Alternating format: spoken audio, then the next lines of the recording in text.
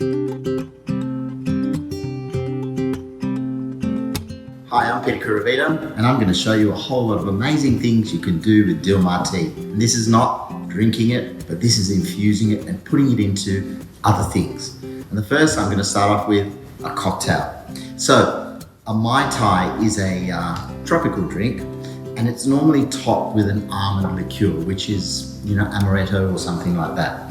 Now, what I can show you is how to cold infuse alcohol with tea. Now, amaretto is almond, right? So Dilmah's Italian Almond Tea is perfect for this. We add some rum to a few tea bags and we let it steep for 45 minutes.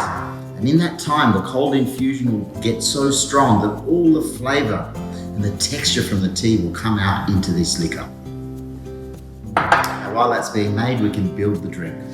So start off with a nice glass, a teaspoon of grenadine,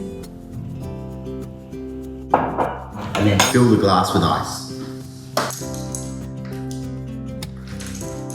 So next, we're going to put an orange liqueur, 30 mils. And be gentle as you pour it in so that you just basically layer it. You don't want to upset the grenadine. Next, a full shot of white rum, of your choice, whatever you like. You can see that the red is still staying very close to the bottom. And then 2 shots of pineapple juice. And this is the tropical side of it. 90 mils, so. And then we top it off with our cold brewed 45-minute rum, which is now smelling and tasting like amaretto or almond liqueur. It's a pretty simple drink. Looks great, layered, and then we can garnish it with maybe some dehydrated pineapple, a slice of lime, a little umbrella for the tropics, and just a little bit more ice.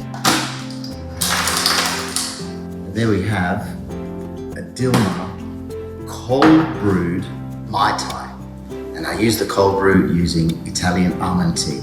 Really simple, delicious, fresh, light, and when your guest gets it, they can stir it all up and end up with this very beautiful tropical drink. So here's cheers from Dilmah.